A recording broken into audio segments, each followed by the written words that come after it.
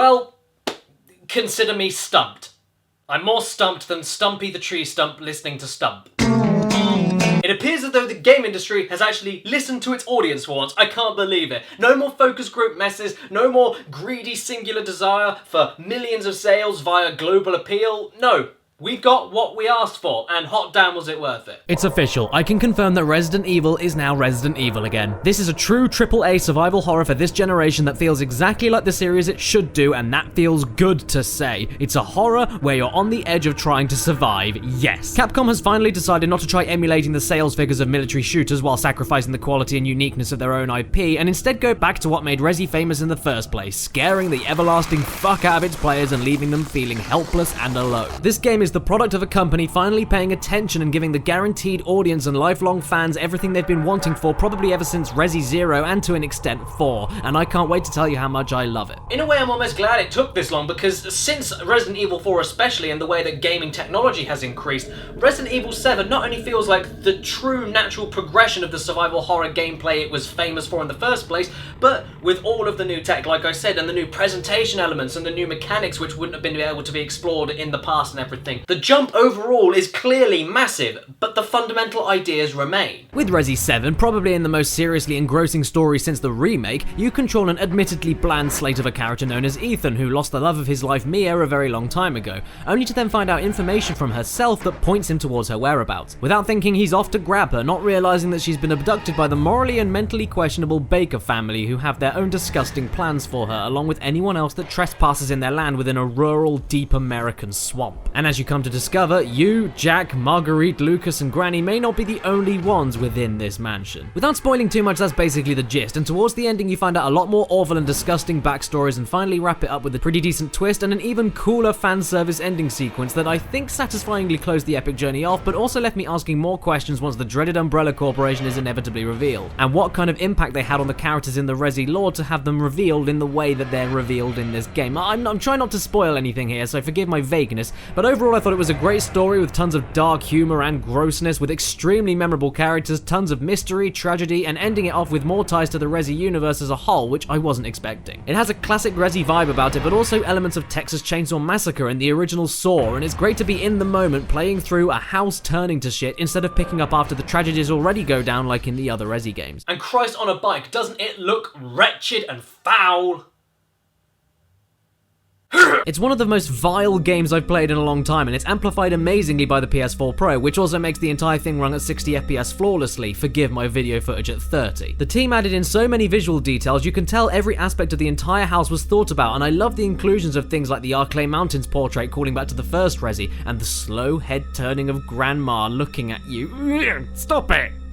To add that distinct Resi flair to the story, you get some pretty fascinating diary reads, notes left around by the Baker family, and markings on the wall to contribute to the immediate plot and constantly keep me guessing until the end. With straight horror at the forefront, I was worried it would lose its charm and character, but no way. This game is not afraid to be campy as well as terrifying. Voice acting is theatrically hammy while unnerving, there's a couple of really cheesy lines thrown in for good measure, and some characters that never realistically behave or react like they should do after certain situations. Even Ethan himself remarks on how useless a knife is when the police arrive and give it to him near the beginning. A clear jab at the originals, but funnily enough very far from the truth here, since the knife not only becomes a viable weapon if used correctly, but overall is one of the most versatile parts of your arsenal that you don't want to ditch immediately like in the originals. Saying that though, unfortunately, Ethan never fully lives up to the stature of staple memorable Resident Evil characters. He has the odd corny line and such, but other than that he has barely any presence in the story. He's not a scratch on the ham and cheese of Jill, Chris, Leon, Claire, or Barry Bump and Grind Burton, and that sucks a little bit, even when you choose to write Fappy on a combination lock. However, it doesn't suck enough for me to say that it holds the game back too much, because it does so much other stuff unbelievably well. I don't care. I'll praise this game to the high heavens and back just to show the market that games like this are unbelievably welcomed. Resi 7 is not a series of set pieces and linear treks one after the other. What you have here is a huge, fully explorable, revisitable, backtracky mansion with a backyard, outhouses, hidden underground lairs, and even a fantastic part at the end looping back around to the very beginning of the game, which you think you'll never see again. All to bring the series is back on where it used to be, and it's full of surprises around every turn. Even when you think you're safe after learning the layout and running around to puzzle areas and safe houses doing item swaps. The game even trusts your judgment on particular areas and lets you make the call if you're ready or not to enter those rooms without the correct weapons or whatnot because of the lack of an objective marker. However, having a list of things to do in the map menu is very useful, I must be honest. The game being set up like this basically makes it feel Resi 3 or the second half of Resi 2, and I say that specifically because you not only have to deal with the handful of mutated abominations, but also the reoccurring Baker family themselves as they stalk around sniffing you out, like Nemesis or Mr. X. As the game progresses and you uncover more awful truths, you do feel a weight on your shoulders as everything starts ramping up around you, like the original Resi, right up until the reveal of the fucking shipwreck in the last quarter or so. And the only thing holding everything back a little bit is the monster variety, lacking majorly compared to any other games. Not to say that they aren't scary in the game, because they are. They're all like a mix between regenerators and lickers with their behaviors, variants, and attack styles, but the point still stands. They're kind of all the same, really. Luckily though, for the last third of the game or so, where the family aren't really a problem for you anymore, they are able to spawn whenever and wherever they want to in particular areas to make them feel yet again like Nemesis, but on a smaller scale and killable. And no matter what the situation, you're always on your toes waiting for something to happen. Level design and game structure screams Resi. You begin with limited carrying space, meaning you need to constantly remember where important items are placed and whether or not you think it's a good idea to discard items forever in case something nasty appears later on and you don't want to risk not picking up that grenade launcher ammo in favor of a life regenerating herb. You're weak as hell, there's limited ammo anywhere, you have the pre-mentioned item boxes for inventory swapping for puzzles and storage for later, and save rooms make a triumphant return with an eerie droning score to make you realize you're safe,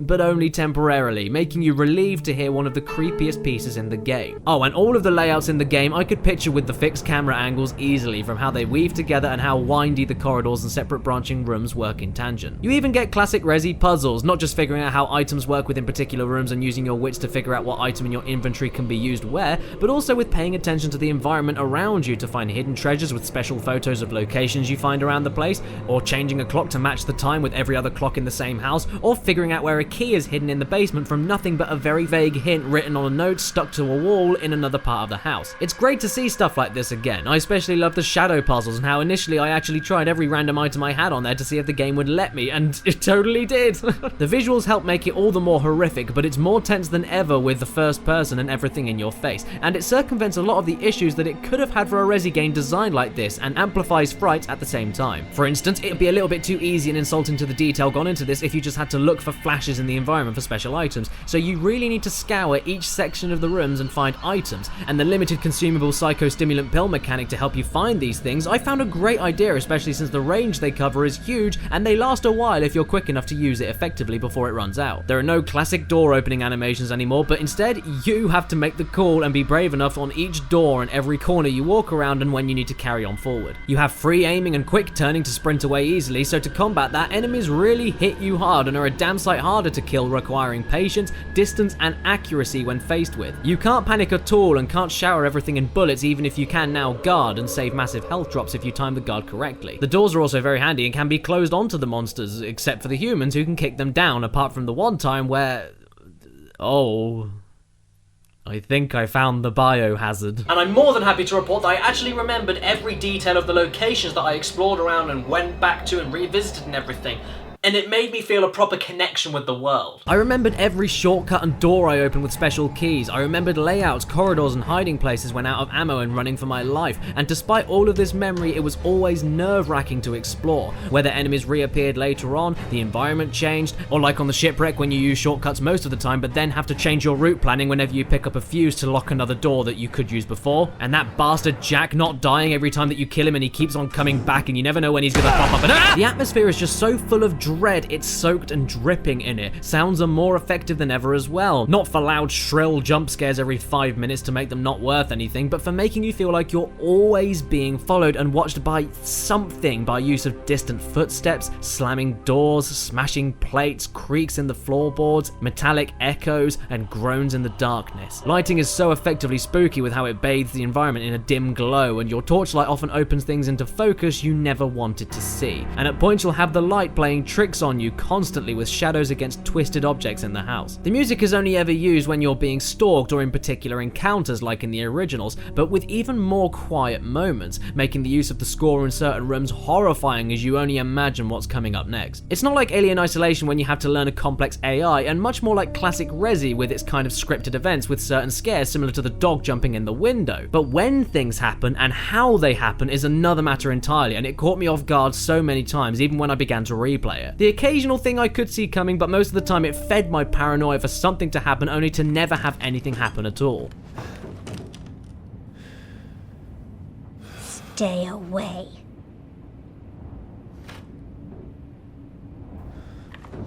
It's manipulative, and whenever sudden things happen, it signifies danger most importantly, which makes the scares not only well-paced, but effective. It never just yells at you for no reason. It's effectively subtle and crazy at the right moments to stay unpredictable. With the intro especially leaving me shaking, it was so well choreographed. You also connect through the exploration, and there's so much optional stuff that really helps you out if you're brave enough to find them, such as repair kits for better guns that are initially broken, or even permanent health and reload speed increases, and not just standard ammo and health everywhere. The VHS tapes I also loved, since they not only gave you more gameplay with different mechanics and a smart transition between playing in the present and the past, but they could also hint you on what to do in the future by providing you rooms and situations you'll explore later, and even solutions to puzzles that didn't work for the person in the past that made the video, but could give you a clue on how to avoid the same fate when you come up to the same puzzle in the present. It's ingenious. Even boss encounters are very enjoyable, and if anything, I just wish there were more of the good things, like the swamp outhouse section of the mansion when you're being stalked by Marguerite. It's very good, but it could have had a little bit more depth and variety with the insect enemies especially. And the bosses are certainly fun and sometimes brain-scratching, but not as memorable from the variety issue I mentioned earlier. So overall, Resident Evil 7 doesn't reach kind of remake levels of spectacular, but do I still recommend it?